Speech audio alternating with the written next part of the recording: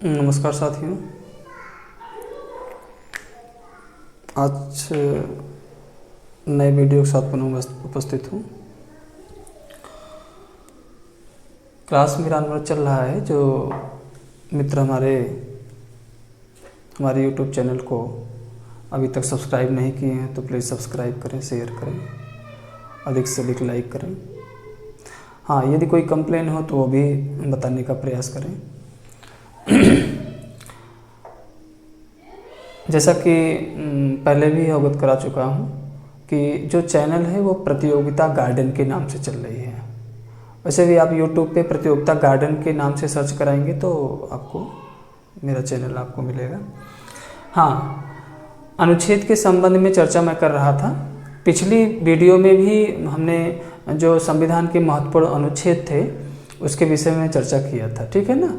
तो देखिए, इसका पिछली वीडियो जो हमने बनाया था वो अनुच्छेद, संविधान के महत्वपूर्ण अनुच्छेद, जैसे 1 से 395 तक है तो 1 से 395 तक टोटल नहीं आपको देखना, जो महत्वपूर्ण है और जो बराबर कंपटीशन बने रहते हैं उसी को आपको पढ़ना है।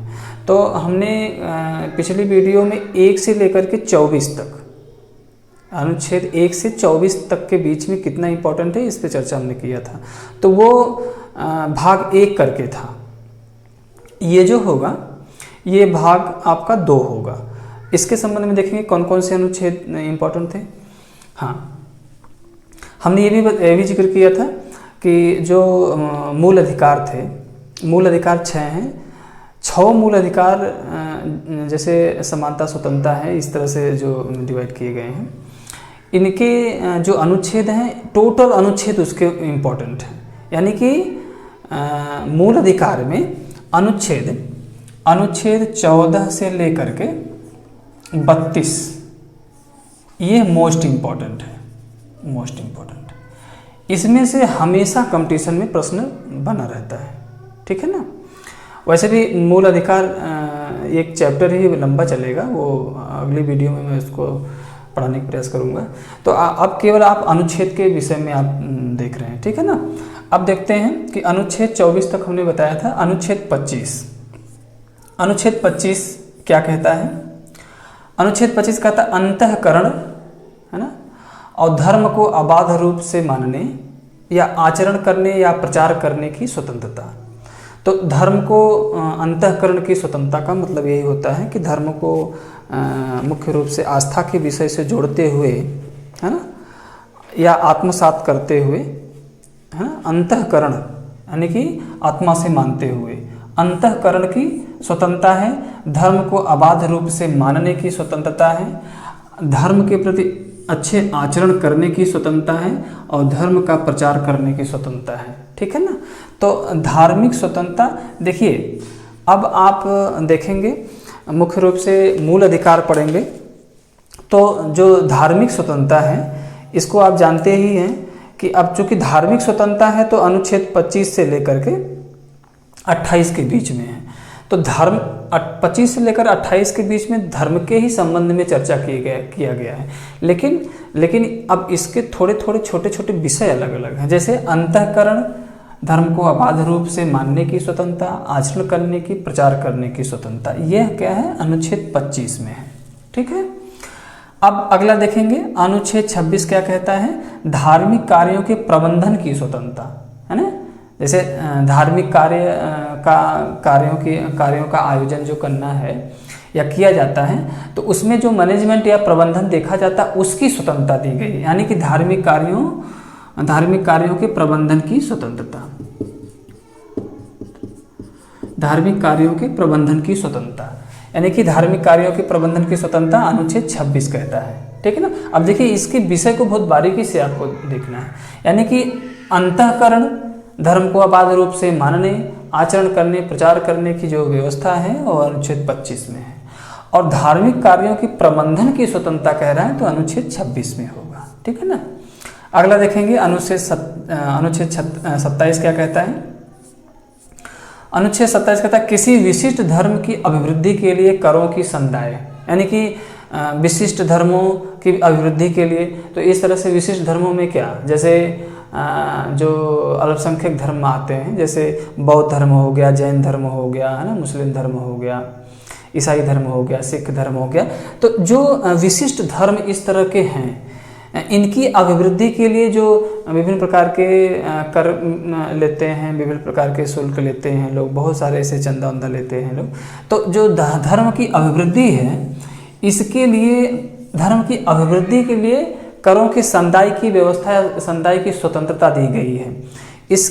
ये भी बराबर कंपटीशन में प्रश्न आता है कि किसी विशिष्ट धर्म की अभिवृद्धि के लिए करों के संदाय के बारे में स्वतंत्रता का जो जिक्र किया गया है वह अनुच्छेद 27 में है। तो कह रहा है किसी विशिष्ट, यानी विशिष्ट मतलब वही आता है, ठीक है ना। तो धर्म की अभिवृद्धि की स्वतंत्रता, धर्म की अभिवृद्धि की स्वतंत्रता का प्रश्न अलग है, ठीक है ना। धर्म की अभिवृद्धि की स्वतंत्रता के लिए करों का संदाय, है ना, तो ये अनुच्छेद 27 होगा। अनुच्छेद 28 को देखते हैं। 28 क्या कहता है? कुछ शिक्षण संस्थाओं में धार्मिक शिक्षा की या उपासना की स्वतंत्रता है। तो कुछ शिक्षण संस्थाएं यानी विशिष्ट कुछ ऐसे शिक्षण संस्थाएं हैं जहां धार्मिक शिक्षा, ठीक है ना, और उपासना की स्वतंत्रता दी गई है। तो इसके लिए भी जैसे जो अल्पसंख्यक धर्म हैं, तो अल्पसंख्यक धर्मों में मुख्य रूप से, अल्पसंख्यक धर्मों में कोई ज़रूरी नहीं है कि मुस्लिम धर्म ही आता है। अल्पसंख्यक धर्मों में भाई मुस्लिम धर्म भी आता है, जैन धर्म, बौद्ध धर्म आता है, सिख धर्म आता है ना, ईसाई धर्म, ये सभी जो है अल्पसंख्यक धर्मों में आते हैं। तो जो अल्पसंख्यक शिक्षण संस्थाएं हैं, है ना, जो अल्पसंख्यक शिक्षण संस्थाएं हैं, उनमें धार्मिक शिक्षा और धर्म की उपासना की स्वतंत्रता दी गई है ना। ये अनुच्छेद 28 कहता है। देखिए ये 25 से 28 के बीच में जो विषय हैं वो अलग अलग बहुत बारीकी से आपको पढ़ना पड़ेगा, और इसी बीच में से एक आध प्रश्न दे देता है तो कन्फ्यूजन की स्थिति आ जाती है। अब तो 28 में क्या है? कुछ विशिष्ट शिक्षण संस्थाओं में धार्मिक शिक्षा और उपासना की स्वतंत्रता की चर्चा की गई है, ठीक है ना। तो इसमें देखेंगे तो धार्मिक स्वतंत्रता का जो अधिकार है ना, जो मौलिक अधिकार है धार्मिक स्वतंत्रता का, वो 25 से लेकर के 28 के बीच में उसका उल्लेख किया गया है। 4 अनुच्छेद उसके लिए है, ठीक है ना। अगला देखेंगे, हाँ अगला देखेंगे अनुच्छेद 29 क्या कहता है? अनुच्छेद 29 क्या कहता है? अल्पसंख्यक वर्गों के हितों के संरक्षण की बात कहता है। तो अल्पसंख्यक हितों के वर्गों की संरक्षण की बात कहता है कि जो अल्पसंख्यक समुदाय हैं, है ना, भारत में जो अल्पसंख्यक समुदाय हैं उनके हितों की, यानी कि उनके हितों के संरक्षण की बात कहता है। तो अनुच्छेद 29 होगा। अब देखिए अनुच्छेद 30 क्या कहता है? अनुच्छेद 30 क्या कहता है? शिक्षण संस्थाओं की स्थापना और प्रशासन करने की अल्पसंख्यक वर्गों की स्वतंत्रता, यानी कि कुछ शिक्षण संस्थाएं की स्थापना भी कर सकते हैं अल्पसंख्यक वर्ग, या उसका प्रशासन करने का विशेष रूप से प्रावधान किया गया है। यानी कि जो अनुच्छेद 30 है यह कुछ ऐसी शिक्षण संस्थाएं जो अल्पसंख्यक वर्गों की स्थापित की गई हैं, तो उसमें क्या है कि उसकी स्थापना, उसमें उसका प्रशासन करने का अधिकार जो है वो मैनेजमेंट को ही दिया गया है। यानी कि जो अल्पसंख्यक वर्गों के विद्यालय चलते हैं, है ना, तो उनमें प्रशासन करने का अधिकार, है ना, और उसमें मुख्य रूप से उसकी स्थापना करने का अधिकार मैनेजमेंट ही देखता है। यानी कि स्वयं अल्पसंख्यक जो वर्ग है उसका प्रशासन, मैनेजमेंट स्वयं अल्पसंख्यक वर्ग के ही लोग देखते हैं। तो कुछ ऐसे शिक्षण संस्थाएं बहुत सारी स्थापित हैं देश में अल्पसंख्यक वर्गों से संबंधित, जो उसका प्रशासन और प्रबंधन देखते हैं और स्थापना भी करते हैं। अगला है अनुच्छेद 32। अनुच्छेद 32 है संवैधानिक उपचारों के अधिकार से संबंधित है। तो संवैधानिक उपचारों का अधिकार यानी संविधान का उपचार, है ना, तो इसमें विभिन्न प्रकार के रिट पेटिशनर जो के माध्यम से न्याय की बात कही गई है। अब संवैधानिक उपचारों का अधिकार एक चैप्टर ही लंबा है, मैं आपको बताऊंगा कि संवैधानिक उपचारों के अंतर्गत जो रिट दाखिल की जाती है उसके अंतर्गत ये विषय समाहित किए गए हैं। हाँ अगले आगे चलेंगे अनुच्छेद 36 दिया है। अब यहीं से विषय चेंज हो जाता है। हमने जिक्र भी किया था और पिछली कक्षाओं में मैं इस तरह से अलग ही क्लास लूँगा। राज्य की नीति निर्देशक तत्व के संबंध में चर्चा की गई। तो राज्य के नीति निर्देशक तत्व यह एक चैप्टर ही है, लंबा है ना, एक चैप्टर ही है, इसका अलग से क्लास लूँगा मैं इसके लिए। हाँ देखिए, जो राज्य के नीति निर्देशक तत्व हैं, राज्य के नीति निर्देशक तत्व का जो प्रावधान है अनुच्छेद 36 से लेकर के अनुच्छेद 36 से लेकर के 51 तक, है ना। अनुच्छेद 36 से लेकर के 51 के बीच में राज्य के नीति निर्देशक तत्व का उल्लेख है। अब देखिए कि राज्य के नीति निर्देशक तत्व में अनुच्छेद जो 36 है, यह क्या है कि राज्य के नीति निर्देशक तत्व को परिभाषित करता है, यानी कि राज्य के नीति निर्देशक तत्व किसे कहते हैं इसकी परिभाषा दिया गया है, ठीक है ना। तो अनुच्छेद 36 से 51 के बीच में राज्य के नीति निर्देशक तत्वों का वर्णन है। अगला देखेंगे, अनुच्छेद 38 क्या दिया है, राज्य लोक कल्याण कार्य की अभिवृद्धि के लिए सामाजिक व्यवस्था बनाए रखेगा, है ना। जो अनुच्छेद 38 कहता है, अनुच्छेद 38 कहता है कि राज्य लोक कल्याण की अभिवृद्धि के लिए सामाजिक व्यवस्था बनाए रखेगा। तो लोक कल्याण की अभिवृद्धि के लिए सामाजिक व्यवस्था बनाने का कार्य जो है अनुच्छेद 38 कहता है। 39 क्या कहता है, 39 का क्या कहता है, अनुच्छेद 39 का क्या कहता है, समान न्याय और निःशुल्क विधिक सहायता। तो समान न्याय की व्यवस्था भारतीय संविधान ने दिया है, निःशुल्क विधिक राय की भी व्यवस्था भारतीय संविधान ने दिया है। तो निःशुल्क विधिक राय यानी कि जैसे आप न्याय के संबंध में या न्यायपालिका के संबंध में आप किसी भी वकील से, है ना, या किसी भी जो अधिवक्ता होते हैं उनसे कानूनी राय ले सकते हैं आप, ठीक है ना। तो अनुच्छेद 39 को जो है समान न्याय एवं निःशुल्क विधिक सहायता की प्रावधान करता है। मोस्ट इंपॉर्टेंट सभी हैं ये। अगला है अनुच्छेद 40। अनुच्छेद 40 क्या कहता है, ग्राम पंचायतों का गठन, है ना, ग्राम पंचायतों का गठन अनुच्छेद 40। तो ये भी इसका भी ग्राम पंचायतों के संबंध में भी बहुत सारे विस्तृत उल्लेख किए गए हैं, क्योंकि पंचायत जो राज्य का विषय है और इसके संबंध में बहुत सारे प्रावधान किए हैं, अलग ही एक क्लास इसका लेंगे। अगला है अनुच्छेद 41, कुछ दशाओं में काम, शिक्षा तथा लोक सहायता पाने का अधिकार, यानी कि कुछ दशाओं में काम यानी काम पाने का अधिकार, शिक्षा पाने का अधिकार और लोक सहायता करने का अधिकार, यह किस में दिया है, अनुच्छेद 41 में दिया है। यानी कह रहा है कुछ दशाओं में काम, शिक्षा और लोक सहायता पाने का अधिकार, इस तरह से अनुच्छेद 41 है। अनुच्छेद 43 से क्या है, कर्मकारों के लिए निर्वहन मजदूरी, है ना। तो कर्मकारों के लिए निर्वहन मजदूरी, यह जो मजदूर हैं उनके लिए निर्वहन मजदूरी की व्यवस्था की जाए, यह राज्य का नीति निर्देशक तत्व कहता है। तो जैसे देखते होंगे कि जैसे आपके यहाँ मनरेगा जैसा कानून जो लाया गया था वह अनुच्छेद 43 की ही व्याख्या करता है।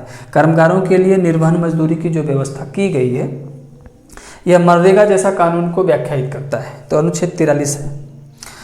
अनुच्छेद 44 क्या कहता है, नागरिकों के लिए एक सिविल संहिता, है ना, नागरिकों के लिए एक सिविल संहिता या नागरिकों के लिए एक समान सिविल संहिता की बात कही गई है। तो सिविल संहिता का जो तात्पर्य है वो मुख्य रूप से न्यायपालिका से संबंधित है कि जो भी जो व्यवस्थाएं हैं, कानूनी व्यवस्थाएं हैं, वो विशेष जो वर्गों के लिए कुछ अलग प्रकार से कानून की जो व्यवस्था की गई है, तो उसके लिए ये क्या है, एक समान सिविल संहिता पूरे भारत में लागू करने की बात की गई है। जैसे सती प्रथा जैसा, पर्दा प्रथा जैसा, है ना, और विवाह जैसा कानून। तो इस तरह से कुछ वर्गों के लिए विशेष तौर पे कानून बनाए गए हैं, तो उसे समाप्त करके एक सिविल संहिता की व्याख्या किया गया है। तो 44 में समान सिविल संहिता की बात है। अगला है अनुच्छेद 45, बालकों, अनुच्छेद 45 कह रहा है कि बालकों के लिए निःशुल्क एवं अनिवार्य शिक्षा का प्रावधान किया गया है। यानी कि देश में जो 6 से 14 वर्ष के बालक हैं उनके लिए निःशुल्क अनिवार्य शिक्षा का जो प्रावधान है अनुच्छेद 45 के अंतर्गत आता है। अगला है अनुच्छेद 46, मोस्ट इम्पॉर्टेंट है। अनुच्छेद 46 है SC ST व अन्य दुर्बल वर्गों के लिए शिक्षा व अर्थ की व्यवस्था, यानी कि जो समाज में दुर्बल वर्ग हैं या SC ST हैं, अनुसूचित जाति अनुसूचित जनजाति, उनकी शिक्षा की व्यवस्था और अर्थ की व्यवस्था विशेष रूप से किया जाए, यह अनुच्छेद 46 कहता है। ये भी बहुत इम्पोर्टेंट है। तो सारे अनुच्छेद इस तरह से इम्पोर्टेंट हैं।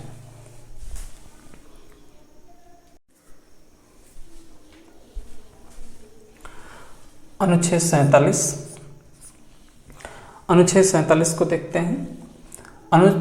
अनुच्छेद 47 क्या कहता है, पोषाहार स्तर, जीवन स्तर व लोक स्वास्थ्य बनाए रखने के लिए राज्य का कर्तव्य, ठीक है ना।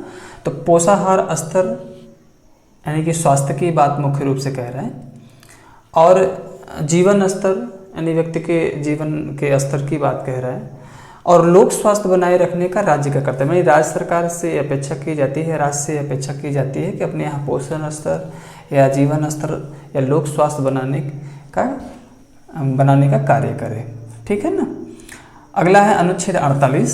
अनुच्छेद 48 क्या कहता है? कृषि और पशुपालन संगठन, कृषि और पशुपालन संगठन के संबंध में अनुच्छेद 48 कहता है। तो इसमें अनुच्छेद जो 48 कहता है यह मुख्य रूप से कृषि और पशुपालन संगठन के देख रेख की बात कहता है ना। तो कृषि के संबंध में या पशुपालन के संबंध में प्रश्न आता है, कृषि और पशुपालन संगठन की देख रेख या स्थापित करने की बात आता है, तो अनुच्छेद 48 में दिया गया है। अगला है अनुच्छेद 48 का मोस्ट इम्पॉर्टेंट है ये। अनुच्छेद 48 का जो है ये पर्यावरण का संरक्षण, संवर्धन और वन और वन्य जीव की रक्षा की बात कही गई है।